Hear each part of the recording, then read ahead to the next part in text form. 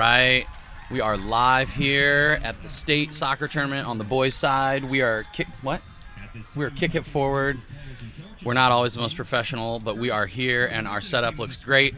So at least we got that going for us. I'm Ben Brackett. Along my side, my co-host over there, Blake Siebers, and in between us, we've got Dan Rothert, Iowa soccer legend in his own right, and here representing top student athlete recruiting. That's right. It's a little mouthful. So, it is too big a name. Thanks for joining us today, Dan. Appreciate it. Big 1A matchups today. Maybe before we start, since we haven't talked much about the weather this weekend, talk about like the coldest state tournament recent memory, Blake. Coldest? I mean, when was the last time it was this nice? It might be the coldest. Might be. Dan, you've probably been in a few of these in I've your been day. some sweltering ones. So yeah, I don't know. This is nice. This one is of the really nice coldest. weather. Yeah. Well, we're making history here. What'd you think of the action so far today, Blake? Atmosphere is great. Girls yesterday was good. Maybe 20% more people here for the boys, a little bit nicer, a little bit louder, so it's awesome. I love the first day of the state tournament because they set up great where all the games are right next to each other, a little staggered, so games that get done, people flock from one game to the other, one field to the other, and kind of the featured game that we had that went into overtime, there had to be another 30% more people just flocking over to watch the end of it. Yeah, well, that's why we love the state tournament, especially on the first day. But also, looking around, not a single game that wasn't tightly contested, all one-goal games. And then we had the overtime game here. So just quick running through the lineup. Seeded first was Western Christian Hull. They took on Notre Dame from Burlington. Then you want to just say the score there real quick and we can get done with it, or you want to go and talk about it? Do we know anything about the game other than the score? I saw the goal. Okay, so yeah, talk about the goal, Dan. Talk about it. So it's 1-0 to Western Christian Hull, who are 15-1 on the year.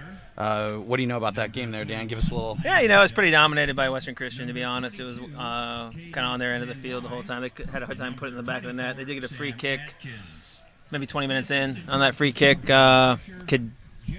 funny. I was talking to some college coaches, and they said this kid's got great set pieces, right? And then he buries it upper 90 on a free kick from maybe 25 out. So that's the difference. That's the difference. There's a bit of scouting report for hopefully West Liberty. Hopefully you guys will listen to this pod. That's right. Yeah, right That's on. right. So then the 4 seed was West Liberty. They played the 5 seed Nevada. A great little matchup, really. That was our featured game. Let's talk about that one a little bit. I think, back and forth all game, and interesting to me. You had West Liberty take the lead 2 different times, and Nevada fight back. And then you also had sort of the penalty for both teams, which is a little bit of a talking point. So Dan, tell us what you thought. Kind of walk us through the game. Yeah, it's pretty contrasting styles, right? I thought Nevada was pretty direct, and then you had West Liberty likes to knock it around. Early on, very first minute or two, Nevada was in on a breakaway, and the goalkeeper came up big for West Liberty, so that was kept him going. Didn't get any momentum going from that, and then West Liberty bounces back, gets a goal. 25 in. What a goal, by the way! I don't know. Nice. Oh yeah, it's the big number 9. Yeah. Also the match winner himself, Josiah Galvin, right? Yeah, he did a nice job, and outside of the foot, bent it, got in behind. And what was his name? Is that Adrian? Josiah Galvin. Oh, okay, scored the goal. Yeah. He's going to play football at UNI. Yep, playing football at UNI. He's a monster, by the way. Big, strong, athletic. Yeah, 1A football. Him getting the ball. I don't know. He's just running through people. I think, man. For sure. Really. And then Nevada was pretty direct, right? So they kept knocking it up to their guy up top. He was causing some problems, and then. That's Drew. What's his last name? Yeah, Drew. I can tell you. Number 4. We can get there. Yeah, Yep. Drew Robinson Jr. Yeah, he did a nice job. He was causing some havoc up there. Handful. Yeah, he was. And then he got in. They got back in it, and then back and forth, 2-2, and then we go to the overtime, not knowing what's going to happen. I'm thinking PKs at this point, for sure. And then it was a pretty subdued overtime. It was even a subdued penalty call.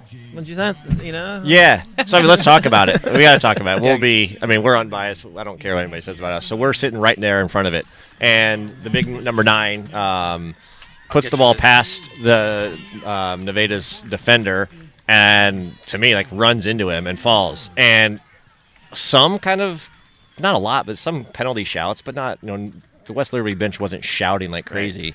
The referee sits there for 3 seconds, which seems like an eternity. The ball is, meanwhile, over the end line, and then blows his whistle, and then finally points to the spot. Very convincingly at all. He just sort of blew it, and then he thought about it, and then he looked over his line. And then he came, Lino had to come in, and they talked, and everybody's like, what is going on here? And he awarded it. And consensus around us was not a penalty, but unfortunately, that's what happened. Well, and to be fair to the big number 9, he dusted himself down and took care of business. Yeah, he took it. I was actually, it was a good penalty. He had the keeper guessing, and I think he went up the middle, but he buried it, and I think that's what he does. He buries shots, he buries goals. That's he gets West Liberty where they need to be, and 28 goals on the year. Yeah. That's no joke. He's a nice player. I like 1A day. The first round of games, like the small towns come out, man. Like it's pretty fun, right? And they, both Nevada and West Liberty were really well represented in the fans and things like that. But the contrasting styles. West Liberty is going to try to knock it. It'll be. They played a game last year. I think they played Western Christian in the semifinal last year. Is West Liberty just like outside Iowa City? Yeah, right. Okay. It's just west of Liberty, Iowa. That's what I assumed. I just didn't know if it was a West Liberty somewhere else, so my bad. But I was just going to say, no doubt about it. It's like a heavily Latino team, right? And then you look across the field at Nevada, and it's it's a lot of like farm boys, white boys. So kind of an interesting dynamic, and I love those games because it's just like it's like watching the World Cup in a sense, like the just totally contrasting styles, and you just put them together, and it's like, okay, what's going to happen? Oh yeah, that's the fun of it, right? Is the different styles of play, and it's all resulting in a game and a win, and trying to get a win, right? And who's going to put the ball in the back of the net? Doesn't matter how you play. So yeah, well, so then let's move on to the next part of the bracket. So North Fayette Valley was the 3 seed. They took on Davenport Assumption, was the 6 seed. Davenport Assumption sneaking out with a 2-1 victory. Sad because North Fayette Valley has some of the freshest kits here, and we will miss them here in a couple days. But did you see any of that game? No, they're pretty fresh, huh? Yeah, I thought so. Yeah, pretty good hairstyles or what? No, they had all the the light blue. They had the powder blue uniforms. They won the uniform. They actually went up 1-0, and a little bit to Assumption's surprise, Assumption had to battle back and get 2 goals. They got they were able to do it second half, got the 2 goals they needed, but it was touch and go there for a little bit for Assumption, for sure. Is that Zeller's last hurrah? This is Zeller's last hurrah. The coach of Assumption's the last 25 years, I think. He's 25 years at Assumption. So do you think the writing's on the wall? Goes out on a win? Well, he was just named, I think, their conference coach of the year yesterday, and I think that'd be fun, right? I'm an Assumption grad. You guys don't know that. Oh. Yeah, believe it or not. A little bit of bias here then. No, not really. Well, so then you got Beckman Catholic, who beat West Central Valley 2-1 in the 2-7 seed matchup. So Beckman will go on to take on Davenport Assumption. We know who you're supporting in that game, but that'll be interesting. The two 6 seeds matchup, and then on the other side you've got the 1-4. So we should have a nice little Final Four battle, and I'll be looking forward to the weekend to see who is in the final. But all competitive games, like you said, been great. Hopefully that's a sign to come for the rest of the day. Dan, what do you want? Got anything else to add here? No, it's always enjoy the first day of the tournament. Yesterday, today, being out with getting so many teams through this place, and there's just a lot of excitement, right? It's a pretty cool event compared to a lot of states where 4 teams go, and that's about it. It's just a neat thing. Yeah, we really appreciate you being here. Since you took some time, why don't you give a little plug for your business quick and just talk about what you do? Oh, thanks, Ben. That's great. That'd be good. Yeah, Top Student Athlete Recruiting. I help high school prospects find the right fit college to attend, help them save some money on college by knowing how the whole thing works and reducing the stress of the process. Really, that's the thing. I help connect them with college coaches. Whether you have a little experience coaching. A little bit. I was the coach at Loras College for 23 years and Final Fours, NCAA tournaments. Won a few games. Had some fun. How about to say it that way? That's what it's all about. Yeah. So use that experience, those connections to, being here today is, great. I can go up to college coaches and say, hey, check out this kid on this field. Or they'll ask me about certain kids and, I'll give them my opinion and that matters, right? So I think I'm an extra set of eyes for them and it helps them and it's a win-win for everybody. So that's the business. Awesome. Very good. Well, appreciate your time again today, and we'll look forward to the rest of the 1A action this week. But let's move on, and we'll chat about 2A here in a second.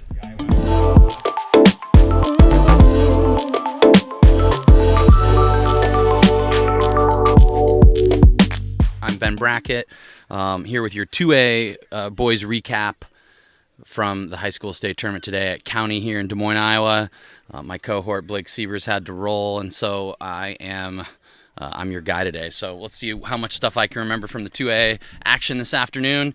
If you can't tell, it's a beautiful day, and it was beautiful this afternoon. Our plan had initially been to take in, I continue to say that incorrectly, but take in the second-seeded Bondurant against 7-seed Newton. We expected kind of a blowout, honestly. Bondurant won earlier in the year. I believe it was something along the lines of 4 or 5-0.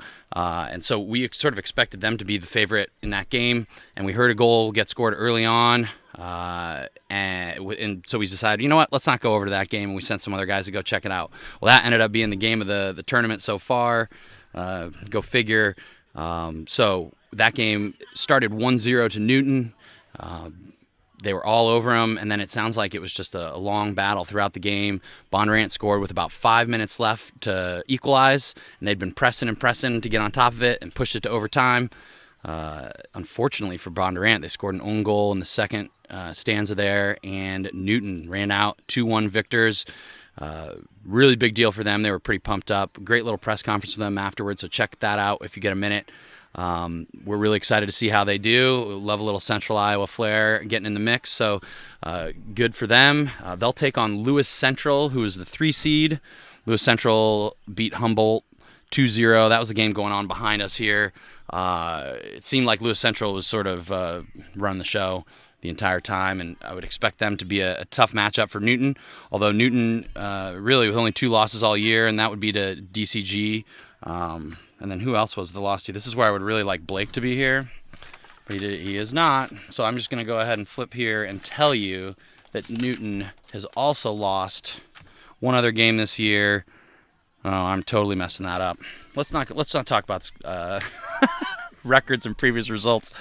But Lewis Central Newton will be a good game there on Friday. On the top half of the bracket, the number 1 seed Pella took on the number 8 seed Spencer. Pella was down early, and it was not looking good for them. Spencer was flying high. They had a good little squad, but Pella was just going to be too much when it was all said and done. We also had a great little press conference with Pella. They came back and won it 2-1 on the back of Isaac Samini, senior striker. Scored a great first goal, laced it into the side panel, and then scored in overtime after he got sent in over the top and slotted it past the goalkeeper.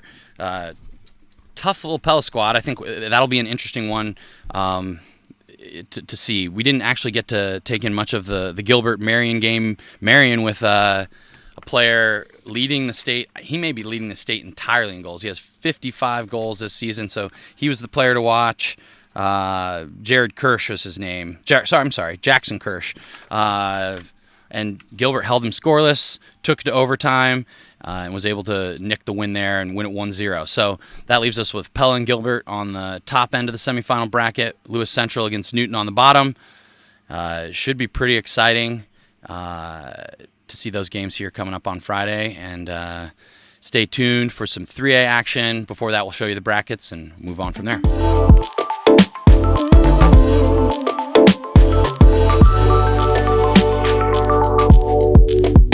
All right, we're back again. 3A recap time. The sun is finally starting to go down. It's cooling off a little bit. And I would say that we are a tired little group that's been out here watching soccer all day. But we saw some good stuff. I forget that I can't look over at Blake and let him just jump in. I've got with me today instead, I've got Matt LeMailey over here on my far right. And the Titan Tactician back with us again, Matt Sahag here in the middle. Thanks for joining us, guys. Good to be here, Ben. Glad to be here. Awesome. Let's just kind of a quick run through the bracket, and then we'll just kind of run down each game because we were able to spread ourselves out and see most everything. So the first game we had number 1 seed Ankeny taking on 8 seed Waukee Northwest. I guess I should say controversial 8 seed Waukee Northwest. Then you had number 4 Urbandale against Ankeny Centennial with the 5 seed. Number 3 Iowa City West took on Pleasant Valley with a 6 seed, and then number 2 seed Johnston without their leading goal scorer Wilmot Mane taking on number 7 Cedar Rapids Prairie. Big day of soccer here, right? Yeah, big day and some great games. And you mentioned the controversy in Ankeny and Waukee Northwest. I'm sure anyone who follows Iowa soccer knows about it. And I don't know if you guys have talked about it already on the any of the broadcasts or not, but we have not. We can do a 30-second synopsis if you've got it, Matt. Yeah, so really interesting. From what I've heard is that Waukee Northwest played with an ineligible player due to grades at the beginning of the season, and the day after they qualified for the state tourney, an announcement was made that they had done that. Everyone was notified, and so they made Waukee Northwest forfeit 8 games, meaning they went from like 15-2 or 15-3 down to like 8-10. So they became the 8th seed, but they still qualified. And we'll get into the game, but some big controversy around that because they actually had to play a home game in the sub-state final against Dowling, and then they're actually here too. I think a lot of people would argue that they should probably be just disqualified altogether because they played with an eligible player, and after all, this is a game where they're students first and athletes second. And then you've got the other side saying, well, I mean, you got to, the winning team's got to, beat the best team anyway. But very interesting. I think Ankeny and Marcus Varnum will feel hard done by having to play them first in the quarterfinal game and now being out of the event. The controversy doesn't stop there because Waukee Northwest did knock out Ankeny 2-1 in that game here on Field 6. Right, and I think it brings about some really interesting discussion points and decisions. I think just broader questions of like where are these athletes headed? Most of them are headed to college or school.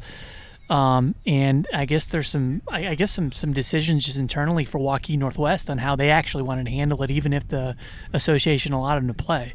Of course, they could have just had some of their own internal sanctions, but very interesting that you wouldn't catch an ineligible player. I don't know where the breakdown was. I assume it wasn't intentional, but it certainly is an interesting sort of wrinkle to the events, and I think some people had some things to say on both sides. Fair enough. Let's talk about what happened on the field. LeMayle, you and I kind of split that game. You took in the first half, and I got the second half. What'd you think about the first half? I haven't seen Northwest play this year yet, and I was pleasantly surprised, actually. I thought they were pretty good. They moved the ball pretty well. And more than anything, I thought they dealt with the speed of Ankeny up top pretty well from what I saw. They shut down their the forward they have that scored all those goals. Lucas Newhart. Yeah, Lucas. I thought from what I saw in the first half, their right back did an excellent job on him. Number 3.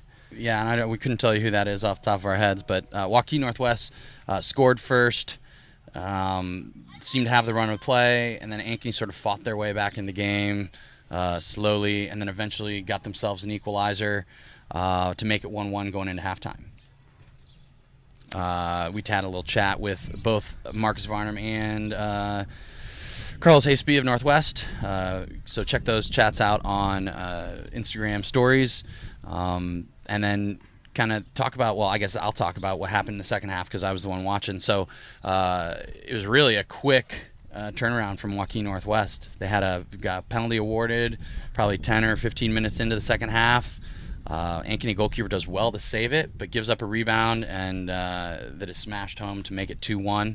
And it didn't really change after that. It was a pretty basic game. Waukee seemed to have the run of the play, and Ankeny did not have any real chances to equalize. So Waukee Northwest goes through on the top of the bracket, and then they've got a nice little rematch, tasty little rematch set up against Ankeny Centennial, who fought back from down 2-0 against Urbandale. Did you guys either of you watch that game, or was that me as well? It might be you, but I kind of watched from a distance because I saw 2-0, and then you look over every time you hear a crowd cheer, and I was like, 2-1, 2-2, and then I looked over, it was 3-2, and I turned around to Joseph Honor, I go, who's up? And he's like, Centennial, and I was like, oh, my goodness. The first half, it was a bit of a tale of two halves. The first half, Urbandale, they were the only team out there really playing, it seemed like. They had two shots, 2 goals. Centennial didn't create a ton until late in the half, had a penalty awarded that was actually saved.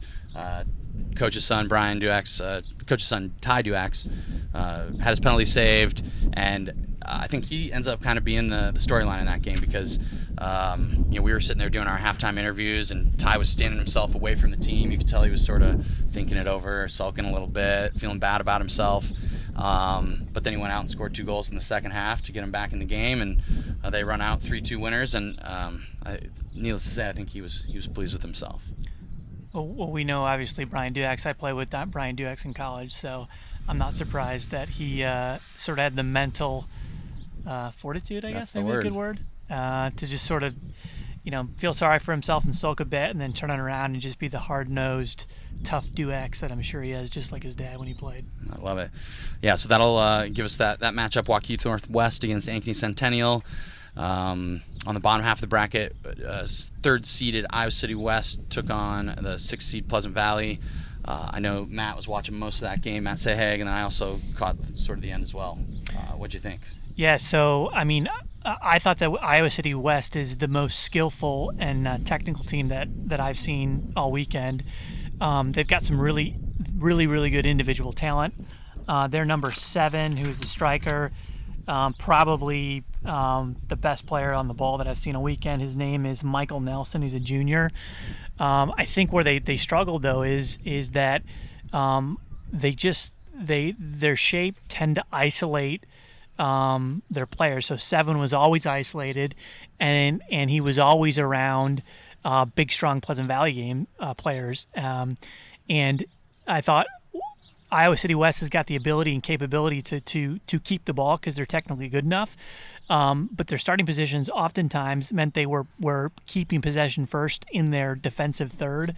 When they would take goal kicks, there would literally be their back line, 4 defenders would be inside the 6-yard box in terms of from the end line, plus the goalkeeper, and so they were always starting at a disadvantage and trying to move the ball up the field. And I don't think you can do that against a team like Pleasant Valley, because they're just like last year. They're big, strong players, and they will just beat you up physically throughout the game.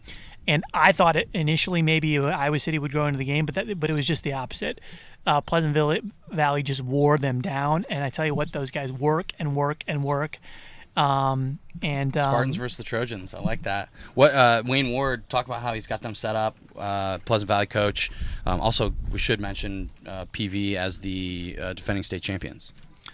Yeah, he's got a really strong spine, right? He's got big, strong central defenders. He's got his son that sort of sits there in central midfield. I can't remember his first name. Reese. And then he's got this big number 4, who for me is the player of the game. Justin Ancelet. I remember him from last year. I tell you what, he gets the goal to break the ties with the first goal, and then the second goal. He's a complete bruiser up there. He runs his socks off and he just knocks guys around. He'll make these big sweeping runs from one side of the field to the other, bringing defenders across and just sort of causing chaos. I'm not sure that I really like his runs, but they're effective because he's so big. Anyway, in the second goal, he just got his body and knocked some guys around, knocked the ball down, and someone else cleaned it up into the back of the net. So talking point of the game, though, probably, right, is that right before that, Iowa City West has an opportunity to equalize. Penalty here on the near side, closest to us. Their leading goal scorer, I believe, Michael Nelson, took it, correct? Yeah, took it, and I think probably justice was served. It didn't look like a penalty to me, to be honest with you. But that would have totally changed the momentum, and you would have expected that Iowa City's most skillful player probably would have had a better look than that. But he went for the glory, wanted to roof it, and it ended up in the parking lot. He did. He probably could have just side-footed that and used his sort of skill just to put it in the back of the net. But so anyway. Gotcha. So Pleasant Valley running out 2-0 winners. Takes us to our last game, number 2 Johnston against Cedar Rapids Prairie. That was the longest game of the day for sure. 0-0 through 2 overtimes into penalties. Matt LeMaile was kind enough to watch most of that for us. What'd you think, Matt? Again, it was kind of a tale of 2 halves to begin with. Johnston kind of dominated the first half, and possession-wise, I wouldn't say many chances, to be honest. And then in the second half, Prairie took over with their energy, and Johnston made a few tactical changes where they moved people around. They weren't able to possess the ball anymore. And as a result, Prairie were just going at them in the second half hard, and in fact missed an absolute sitter from about 8 yards out, wide open, fell to him. And also in the first half, Johnson had a penalty claim that was right in front of us, and almost certainly a penalty, and the ref was right there as well. So I think in the end it kind of was a wash on, which it usually is. But based on the two teams, the quality itself was not as good as it should have been, and what I've seen in the past. I walked up and caught the overtime, and I don't know that I saw more than 2 passes get connected. It just seemed like it was pretty frenetic, frantic, frenetic. I mean, those words both work, I think, to describe the way it looked. I'd say, yeah, it's they started the game trying to play soccer. If you know both coaches, like they know they want to play the game they want to play the ball on the ground. They want to move the ball to the midfield if they can. But it quickly turned into like a brawl. It makes you wonder though. A lot of it, it's like these kids get out there, they're anxious, they're nervous, big stage, full of testosterone. And to be fair, right?